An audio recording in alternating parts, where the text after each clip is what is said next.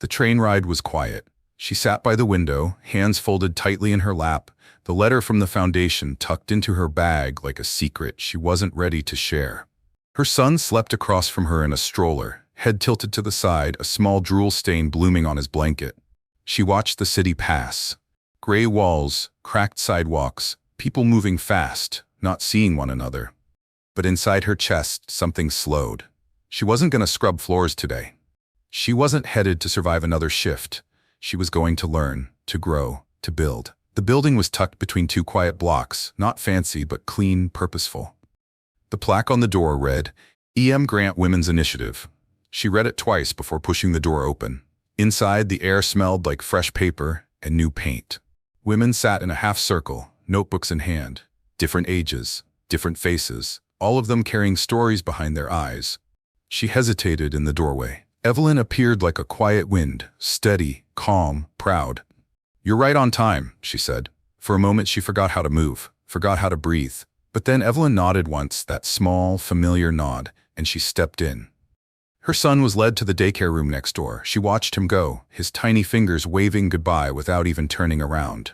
She sat down. There was a woman leading the class, maybe mid-30s, sharp blazer, warm voice. She smiled as she spoke about confidence, budgeting, branding, licensing, big words that used to live in a world far above her. But now, they were right here, in a room she belonged to.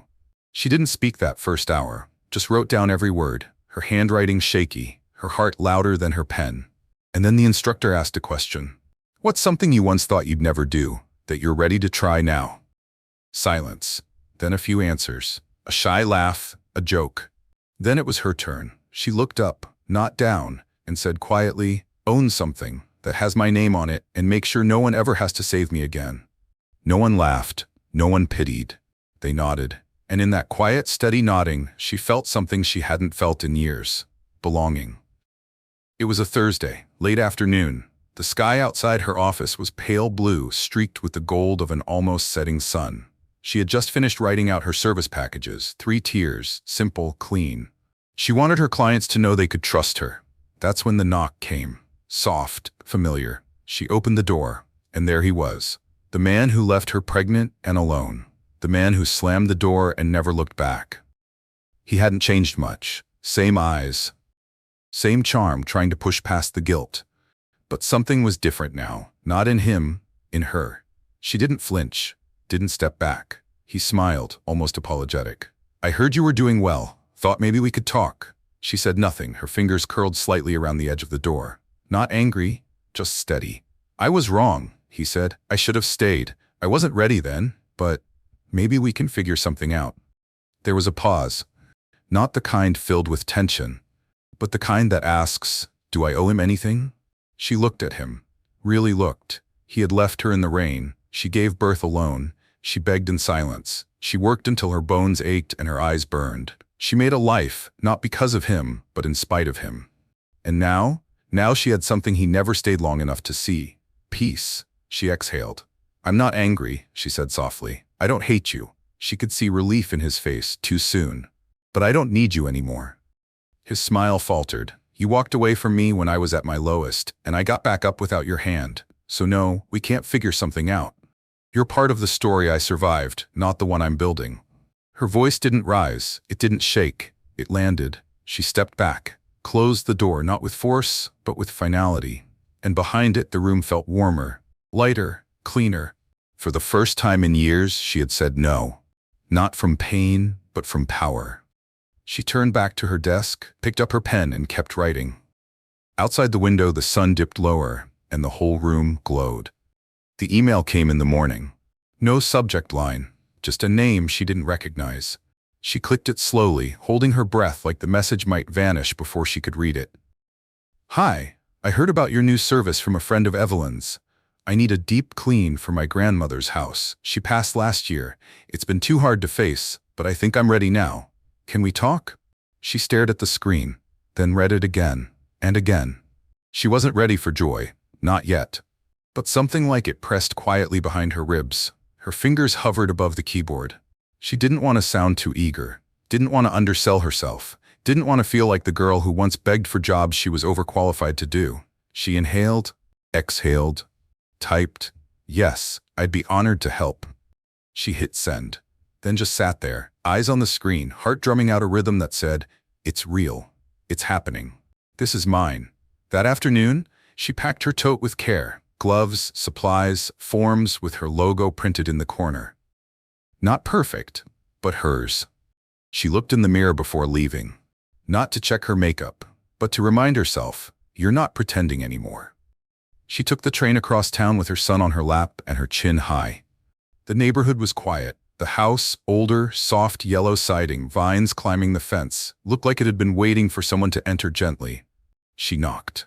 A woman in her 40s opened the door, tired smile, guarded eyes, keys in hand. "You must be her," she said. She nodded. "I am." There were no cameras, no applause, just a handshake, a real one. And then she stepped through the door. The space smelled of dust and memory. She didn't rush. She didn't shrink. She simply placed her supplies on the kitchen table, rolled up her sleeves, tied back her curls, and got to work. Because this was no longer a survival story, this was a business. And she, the girl who once cried over stale bread and cold nights, was now the woman someone trusted to bring peace to a room full of ghosts. She was on her way back from the post office, a baby on her hip, flyers in her tote bag, sweat clinging to the back of her neck despite the soft breeze. She wasn't in a rush. For once, she wasn't late for anything. Her steps were slow, steady, a woman carrying more than errands. That's when she saw it. At the corner of 8th and Madison, a community board pinned full of yoga classes, church notices, lots, and there, right in the center, her face. A photo Evelyn had snapped at the foundation's event. She hadn't even realized it had turned out so well. Her hair pulled back, her eyes focused, her smile not big, but solid, earned. Above it, Grant Initiative Spotlight, from shelter to CEO, meet Lila James, founder of Shine and Rise Cleaning Co. She froze, not from fear, but from the weight of being seen. People passed her on the sidewalk, talking, laughing, honking, but the world slowed for her. She stepped closer. Her fingers touched the corner of the flyer, tracing the edges like they were made of silk. She didn't take it down, didn't snap a photo. She just stood there, baby on her hip, breeze moving gently through the trees behind her, and let the moment wash over her. Because this wasn't just paper. This was proof that she wasn't invisible anymore, that the girl who once hid behind folded coats and unpaid bills now had a name, on a board, in a city, among strangers. And maybe, just maybe, if some other woman walked past that flyer, tired and quiet, carrying her own broken story, she might stop, look up, and believe that her time could come too. She didn't expect to see him there. Not at this building. Not at this event. Not when her name was printed on the banner near the door. Shine and Rise, now partnering with the Grant Foundation to train new entrepreneurs. It was the foundation's first public event. Small, but full. Supporters, press, local clients, Evelyn beaming from across the room. Lila had on her best blouse, navy slacks, and her company's pin near her collar. Her son held her hand, eyes wide at the snack table. She was laughing with one of the new trainees when the air shifted. She felt it before she saw him. Some memories arrive like that. Not in sight, but in the gut. She turned. He stood by the entrance, hands in his pockets, eyes searching. He looked unsure, older maybe, but still carrying that half-smile that used to melt her, back when she still thought love meant staying no matter how cold it got. Their eyes met, and in that moment, the entire room faded, just for a breath. But this time, she didn't feel small. She didn't feel 16 or scared or hoping. She felt done. He walked toward her. "Lila," he said, soft, "you look different." She smiled, calm, clean. "I am." He glanced around, at the posters, the guests, the tray of branded cupcakes with her company's logo on top. "I saw the article, the one about you. I had to see it for myself." She nodded. "You're seeing it." He looked down at the boy beside her, then up again. "I wasn't ready. Back then, I was young and—" "You don't have to explain," she cut in gently. "There was a time I wanted you to. I don't anymore." He hesitated. "Do you hate me?" She shook her head. "No, you gave me the beginning of the hardest chapter of my life, but I wrote the rest without you, and I like how it ends." He looked like he wanted to say something more. "But what do you say to someone who rebuilt the life you dropped?" She turned to her son. "Come on, baby. Time to go." As they walked past him, her heels soft on the polished floor, Her son looked up and asked, "Was that someone you know?" She smiled. "Someone I used to know." And just like that, the past stayed behind her. Not with anger, not with pain, with peace. The sign was simple: Shine and Rise Cleaning Services, Headquarters. Black letters on frosted glass, no gold, no glitter, just clarity. She stood in front of it, holding the keys. The building wasn't big, just one floor, 3 rooms.